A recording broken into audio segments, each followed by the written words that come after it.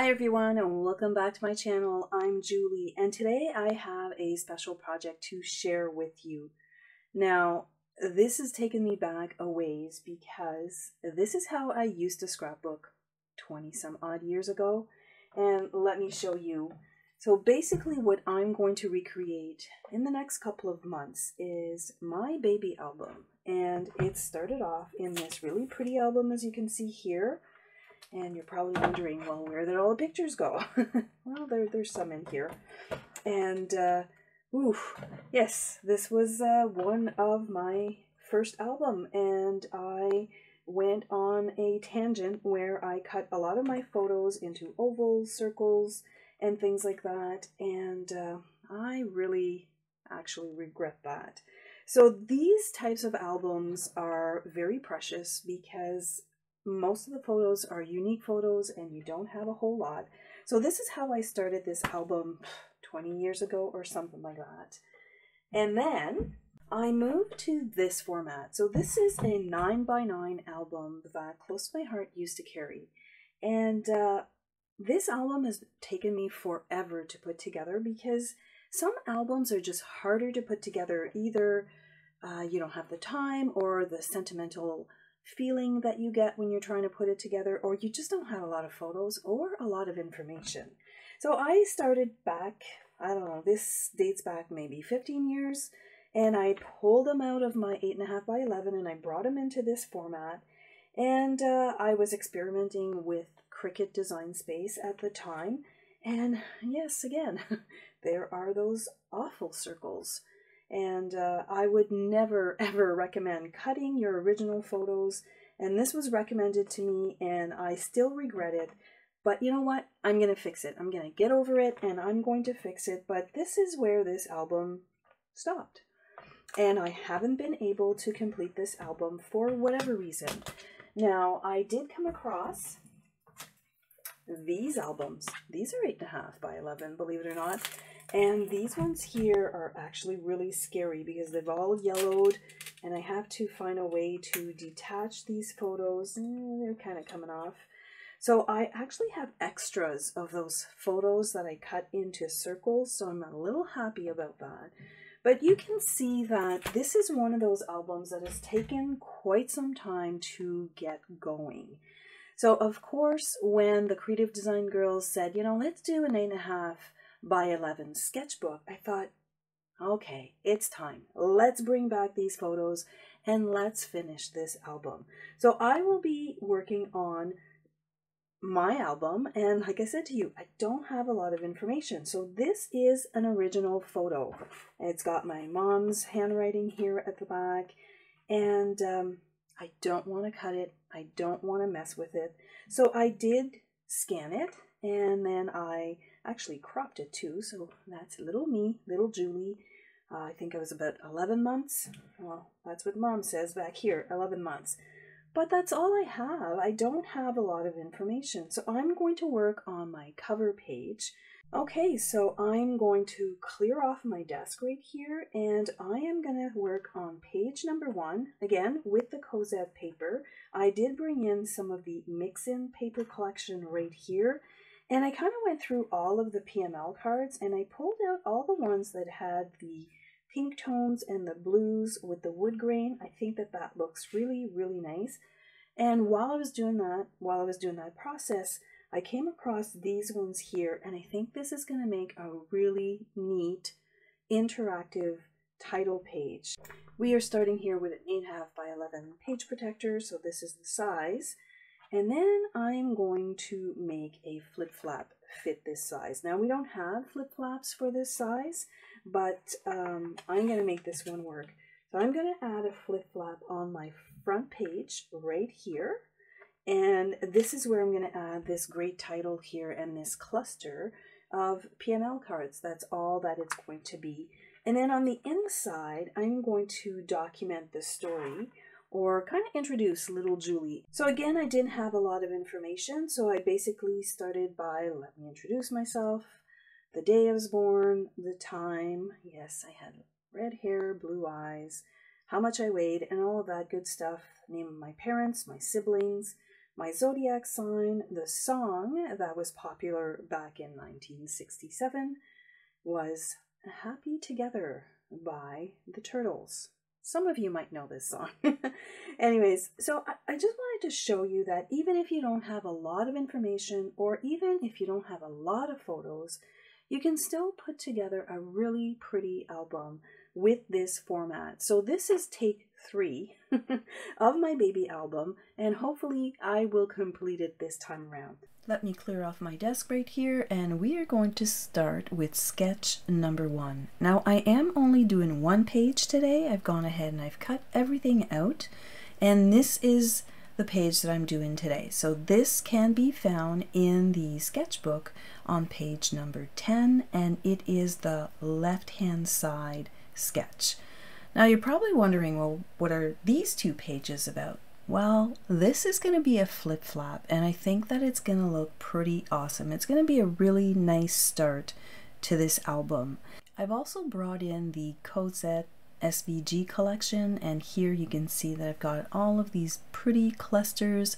They've all been cut on my Cricut, and I am bringing in a couple of stamp sets. This one right here, they're tucked in here and there on this page. This frame here helps to anchor in my little butterfly, and then I'm going to bring in this super pretty stamp. Now if you haven't looked at the collection that's out, it is called Dream Maker for the month of May. This stamp set is part of it, and I just thought it would look really, really great for this layout right here. So I'm going to do it right here on the back of these 2 pages. So I'm going to toss this one aside, and I'm just going to mark off the top and the bottom, and then I'm going to scooch over my little piece of pattern paper here, and I'm going to do the same thing for my main page. So basically what I'm working on here is the cover of my album, and the half page that you see on the left hand side is going to be a flip flap. So I want to use this great stamp set here, this script, and I'm going to stamp all on this background.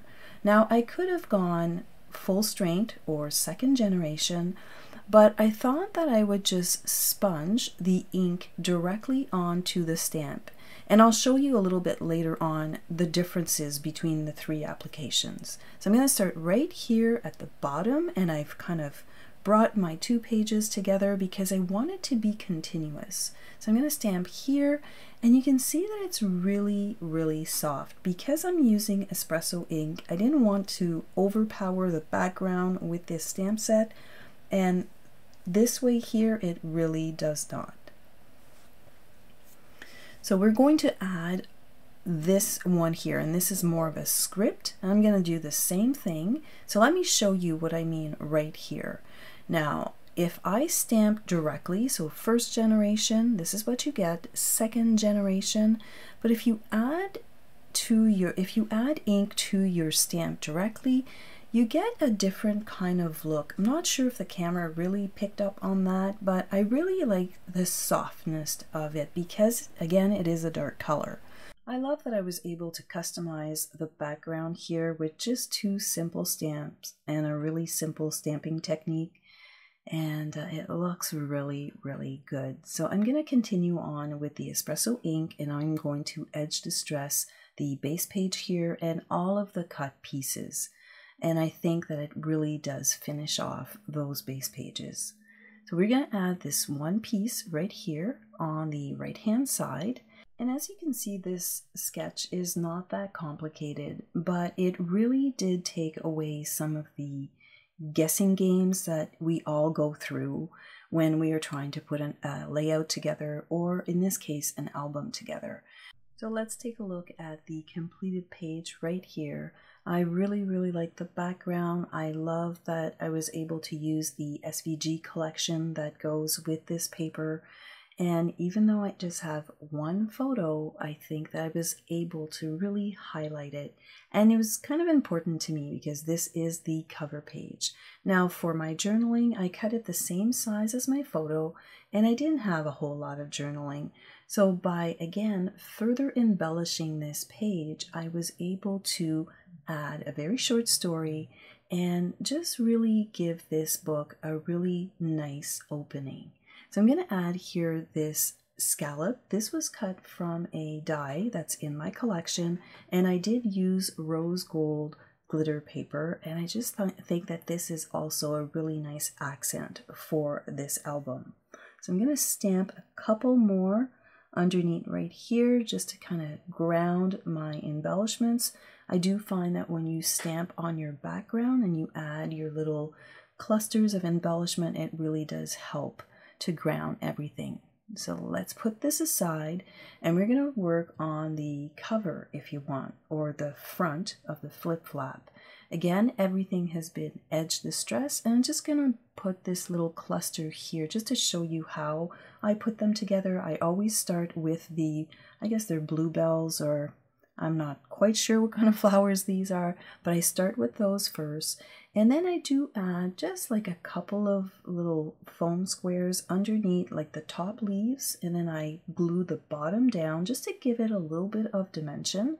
So I'm going to add this one right here beside it, and then I'm going to finish off with the other two. Those ones here, I'm just going to glue the bottom and leave the top kind of loose so that it's a little bit more organic. I didn't want to add too much dimension to the flip flap because sometimes it interferes with putting the page into the page protector, but I think that this was just the right amount. So there's a little bit of foam squares that are underneath that first leaf, and then these two little flowers here, I'm just going to glue them straight down, and they have enough dimension but not too much to kind of get in the way. All right, let's get into this flip flap, but first let me just trim off my little picture my life right here because it was hanging off the edge. Just going to snip that off, and then I'm going to finish it off with a little bit of edge distressing just to make it look all nice and finished. So we're going to trim this flip flap, and I am using a fuse tool, and I think this is only the second time that I use it, so I was a little nervous, but you know what, it works like a charm. So basically what I did here, I actually glued my two pieces together just so that they wouldn't shift on me. And I'm going to shove this into my flip flap, and then you've got this bottom edge. I figured that doing it at the bottom would probably be best. So I'm going to make sure that I've given myself enough space, and I'm just going to run my fuse tool right across the flip flap. And the Close to My Heart flip flaps are really high quality, so this works really, really well with this tool. Now I haven't sped this up, and the trick with this is you can only go once, and you go sort of slow, not too fast. It's kind of hard to explain, but you just don't run it really quickly. You need to give it a chance to kind of fuse the two materials together, and you see it looks pretty good. So now I'm going to bring this into my guillotine trimmer right here. I'm just going to make sure that everything is nice and straight. We're going to cut off that 1 inch that we don't need, and we have just made ourselves a great flip flap for an 8.5 by 11 format, and I think that that looks pretty good. So let's take a look on how the entire project turned out. So here is my 8.5 by 11. I'm going to sneak in my front page right here. So this is the cover page, and adding this flip flap right here at the beginning, I don't know, I just really thought it was fun. I love that it's interactive, and it was easy to trim it down. It wasn't that much work. So let me just stick that on, and it is quite sticky, and I'm not sure why I always try to do it on that side because I can never get it on straight. So let me flip this over and let me start anew. So I'm just going to hold it on each side. I'm going to line it up and press it in. So you do have a little bit of time to fix it, but you don't want to press it in too firmly until everything is nice and straight. So I really, really love the way this turned out. I've got my extended story, although it's not much of a story, but I still managed to put something together. I think that the title here is perfect for this type of book, and this sketch at the back was a perfect addition, and a really nice cover page. I hope that you've agreed, and I hope that you've picked up a few tips here along the way. Now, if you're interested in this sketchbook, I will put the link down in the description box below. It is a digital download, and I'm going to come back and share more layouts using this sketchbook. Thank you so much for hanging out with me today. I'll catch you next time.